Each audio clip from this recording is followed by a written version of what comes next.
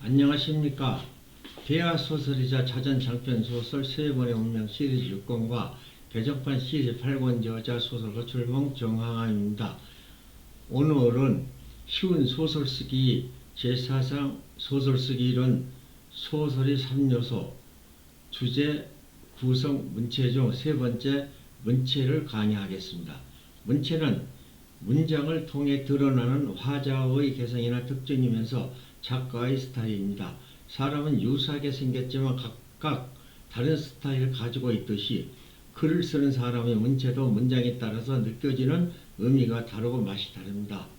글을 쓰는 사람은 자기만의 독특한 스타일을 가지고 써야 합니다. 문화작품 창작에 있어서 문체는 언어적 구성 능력이기 때문입니다. 따라서 작가가 선택하고 배열해서 만드는 문장을 포함해서 언어를 구사하는 모든 행위를 문체라고 합니다. 소설에서 문체의 종류는 작가의 특이성으로서 문체, 표현의 기교로서 문체, 개성적 언어의 특징으로서 문체 등이 있습니다. 소설 이해의 문체 구분.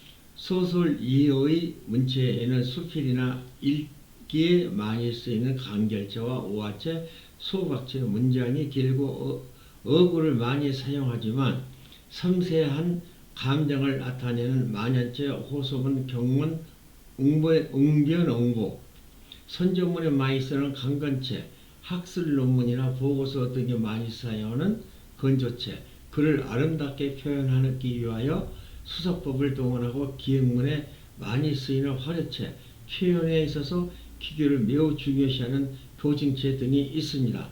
간결체는 이런 일부의 힘이 있습니다. 문체의 길이에 따라 분류되는 문체로서 문장의 흐름이 빠르고 요약된 표현이 선명한 인상을 줍니다.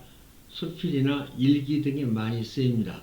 예를 들면 이 세상에 노력해서 안 되는 거란 없다고 생각했다. 중학교 시절 다른 과목과는 달리 체육 점수가 형편없었다. 철봉에 매달려서 5초를 넘긴 적이 없었다. 그러나 막상 체력장 시험을 보던 날에는 그야말로 무아지경으로 매달려 있던 바람에 그만하라는 선생님의 말씀조차 듣지 못했자. 그 사건으로 친구들한테 악발이라는 별명을 듣긴 했지만 노력해서 안 될 것이 없다는 자신감도 함께 얻었다. 서금복의 수필집 옆집 아줌마가 작가의 금박지 않기 중에서 쓴 글입니다. 만연체. 문장이 길고 어구를 많이 사용하는 문체입니다. 섬세한 문장을 나타내기는 하지만 문장의 흐름이 느립니다. 소설에 필요한 많은 어휘를 마음껏 동원할 수 없어서 작가가 쓰고 싶은 것은 다 쓸 수 있습니다. 다시 말하면 소설에 필요한 많은 어휘를 마음껏 동원할 수 있어서 작가가 쓰고 싶은 것은 다 쓸 수 있습니다. 예를 들면 우리들은 책 보고 그 선생의 성깔이 좋아하는 음식, 취미, 좋아하는 색상이 무엇이며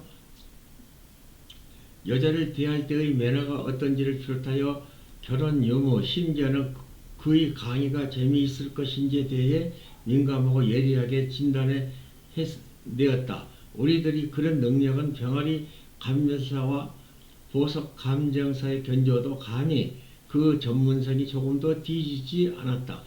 어쨌거나 우리들은 새 학기가 되면 새로 부임해 올 선생님에 대해 지대한 관심을 모으고 있었다. 그러다가 히스테리를 앓고 있는 노처녀 선생이나 풋풋한 냄새를 풍기는 초임 여교사가 부임해 오면 우리들이 기대는 무참히 깨지고 말았다. 김창동의 미안서 편지 중에서 쓴 글입니다. 간거체. 남성적인 문체로서 장렬하고 호박하며 강직한 느낌을 줍니다. 이러한 문체는 격렬한 분노, 굳은 의지, 신념을 표현하는 경문이나 호서문, 선전문에서 많이 쓰입니다. 독립문이나 옹고도 이에 속합니다. 우화체, 미문조의 문체로서 부드럽고 아름답고 여성적인 어조로 숲에서 많이 사용되는 문체입니다. 예를 들면 그는 첫 태양의 간격으로 하루를 시작한다. 해일처럼 밀려드는 섬광이 바다와 하늘을 흥건히 물들이면 잠자리에서 일어나 새 아침을 호흡한다. 그는 마시는 산소는 생성된 일에 누구의 피해보다 거치지 않는 원형 그대로의 것이다. 태양의 고도를 높이면서 수평선이 가지런해지면 창공을 날고 바다를 자맥질한다. 쪽빛 바닷속으로 살처럼 꽂혔다가 은빛 퍼덕이는 물고기 한 마리 부리에 빗겨물고 시뻘건 노을 속으로 수직 솟구치는 모습은 창피한 생명의 찬란한 환희이다. 김문희의 수필 갈매기 중에서 쓴 글입니다. 건조체, 문장의 수식 정도에 따라 분리된 문체로서 화려한 수식을 피하고 오직 내용의 완전한 전달만을 목적으로 하는 이지적인 문체입니다. 이 문체는 주로 학술 논문이나 보고서 등에 많이 사용됩니다. 예를 들면 시를 보다 돋보이게 하기 위해서 의미를 부여하고 여러 가지 개념의 언어들을 하나의 주제 속에 무리하게 구겨 넣는 것은 시상을 응축하는 것이 아니라 산만하게 하는 것이며 결국 그것은 독자의 몫으로 돌아가는 여운의 미까지 차단하는 결과가 된다. 하나의 주제 속에 특유의 일격 구조를 떠받치고 있는 것이다. 김오란의 두 번째 시조 평설집에서 쓴 글입니다. 화려체, 문장의 수직 정도에 따라 나는 문체 중의 하나로 그를 아름답게 표현하기 위하여 여러 가지 수사법을 동원하는 감정적인 문체입니다. 이 문체는 기행문에만 있습니다. 예를 들면 산그늘마다 연분홍 진달래가 햇살을 받으며 밝은 광기를 발하고 있었고 길가에 개나리가 아직도 노란 꽃을 머금을 채 연두빛 새순을 피우고 있었다. 무이사 극락 보전 뒤 언덕에는 해물건 동백나무에 소홍빛 동백꽃이 융진한 진초록 잎 사이로 점점이 붉은 홍채를 내뿜고 목이 부러지듯 잔인하게 떨어진 꽃송이들은 풀밭에 누워 피를 토하고 있었다. 윤홍준이 나의 문화유산 답사기 중에서 쓴 글입니다.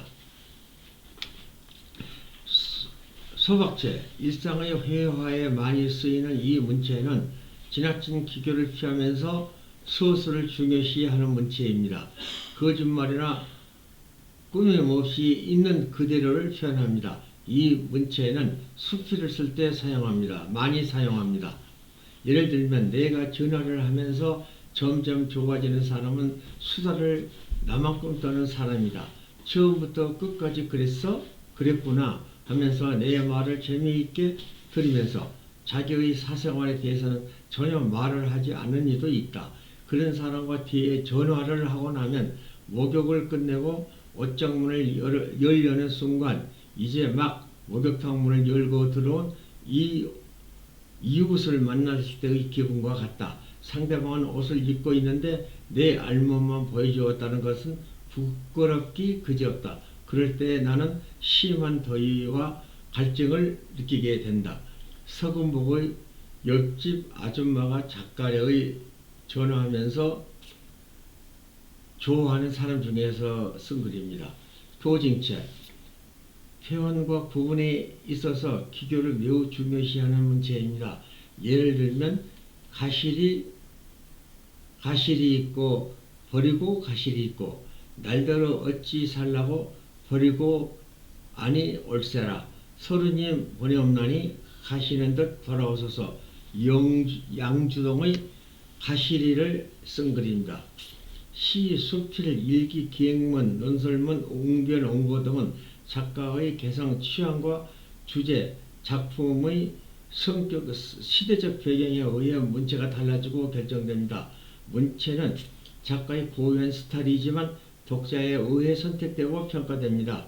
독자는 반드시 자기의 기호에 맞고 자기가 좋아하는 문체로 쓰는 작가의 작품을 선호한다는 사실을 알아야 합니다. 소설에 있어서 문체의 결정 요인은 소설가의 경륜과 타고난 인품은 물론이고 숙련된 장인 정신으로 갈고 닦은 실력을 문장의 배열과 기교, 시대적 배경을 바탕으로 한 독창적인 작품을 구사해서 독자의 관심을 받아 평가받고 선택된다는 것을 잊어서는 안 됩니다. 이러한 문체의 결정 요인은 소설의 주제, 소설가의 인품과 조직의 환경, 소설가의 의선택, 구사 능력, 선호도, 문장 배열의 기교, 시대적인 배열 등입니다. 다음은 쉬운 소설 쓰기 제5장 소설의 시점에 대해서 강의하겠습니다. 감사합니다.